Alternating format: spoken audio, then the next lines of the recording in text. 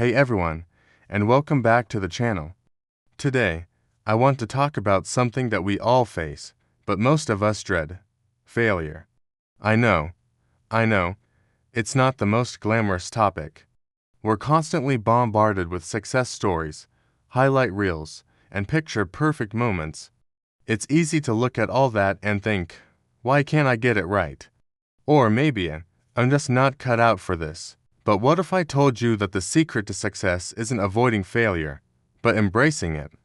What if failure wasn't the end of the road, but a crucial signpost on the path to growth? Stick with me, because today we're going to completely reframe how we see failure, and I promise, it's going to change everything. Let us start with a simple question. When was the last time you learned something truly significant without making a single mistake along the way? Think about learning to ride a bike. Did you just hop on and pedal perfectly into the sunset on your first try? Of course not. You wobbled, you fell, you probably got a few scraped knees. Each fall, each wobble, wasn't a sign that you were a bad bike rider. It was feedback. Your body was learning balance. Your brain was calculating steering adjustments.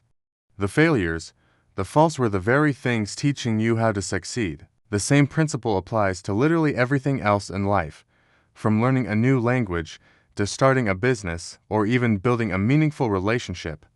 We have this ingrained idea that failure is a verdict on our abilities, a final judgment that says not good enough, but that's a myth. Failure is not a person, it's an event, it's data. It's simply the outcome of a particular attempt. It doesn't define your worth or your potential. So why are we so terrified of it? Well, from a young age, we're often conditioned to see failure as a negative. A red F on a test paper, being picked last for a team, getting a no at a job interview. These experiences sting, and we learn to associate failure with feelings of shame, embarrassment, and disappointment. We start to build a protective shell around ourselves, sticking to our comfort zones where the risk of failure is low. But here's the problem with that. Our comfort zone is a place where very little growth happens. Growth requires stretching, experimenting, and trying things we're not yet good at. And whenever you do that, failure isn't just a possibility. It's a probability. It's a guarantee. The most successful people in the world are not the ones who never fail. They are the ones who fail the most. Think about it.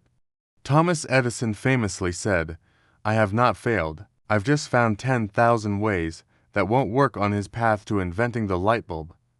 J.K. Rowling was rejected by 12 publishers before Harry Potter was finally accepted. Michael Jordan was once cut from his high school basketball team. These icons didn't let their setbacks define them. They saw each failure as a stepping stone, a lesson learned, a way to refine their approach for the next attempt. They understood that persistence in the face of failure is the real superpower. Let's get practical. How can we start to actively reframe failure in our own lives? The first step is to separate the event from your identity. When something doesn't work out, instead of saying "I am a failure," try saying "that attempt failed." See the difference. One is a judgment on your entire being, the other is an observation about a specific event. This simple shift in language is incredibly powerful. It gives you the psychological distance to analyze what happened without falling into a spiral of self-criticism. Second, get curious. Instead of wallowing in disappointment, ask questions. Why did this happen? What went wrong? What did I learn from this? What could I do differently next time? Treat it like a scientist running an experiment. The experiment failed to produce the desired result, but it still produced valuable data. This data is the raw material for your future success. Maybe you learned that your study method wasn't effective, or your business pitch needed a clearer value proposition, or your communication style in a relationship needs work. These are not failures. They are priceless insights you couldn't have gained otherwise. Another key strategy is to celebrate the effort, not just the outcome. We live in a results-driven world, but obsessing over the final result can paralyze us with fear. Instead, focus on the process. Did you show up? Did you try your best?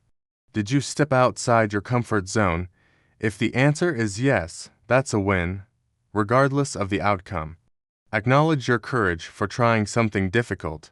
This builds resilience and encourages you to keep taking risks. You start to derive satisfaction from the act of striving and growing, which makes the inevitable setbacks much easier to handle.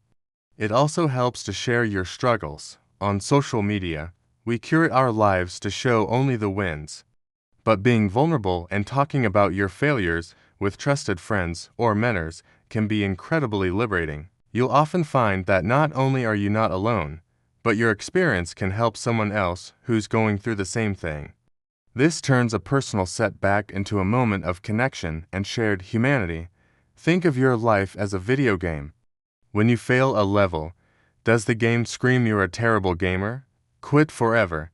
No, it says, try again, and you jump right back in, now armed with the knowledge of where the traps are and how the boss attacks. You're better, smarter, and more prepared because you failed. Life is the exact same way. Each game over is just an invitation to hit continue with a new strategy. The only way to truly lose is to stop playing the game altogether, to let the fear of failing a level prevent you from ever starting it in the first place. So, what's that one thing you've been putting off because you're afraid you might not be good enough? What's that project, that conversation, that leap of faith that's been sitting on your mental shelf? I challenge you today to take it down. Give yourself permission to be a beginner. Give yourself permission to be imperfect. Give yourself permission to fail. Because on the other side of that fear is not a verdict, but a lesson. It's a chance to learn, to adapt, and to grow into the person you're truly meant to be. Failure isn't the opposite of success, it's a part of it. It's the messy, challenging, but absolutely essential middle part of the story. Thank you so much for hanging out with me today and exploring this topic. I hope this helps you look at your own journey with a little more kindness and courage. If this resonated with you, please hit that like button and consider subscribing for more content on growth and mindset. I'd also love to hear your thoughts in the comments below. Share a time when a failure turned out to be a valuable lesson for you. Let's create a community that celebrates the journey, bumps and all. Until next time, keep learning, keep growing, and don't be afraid to fail forward. See you soon.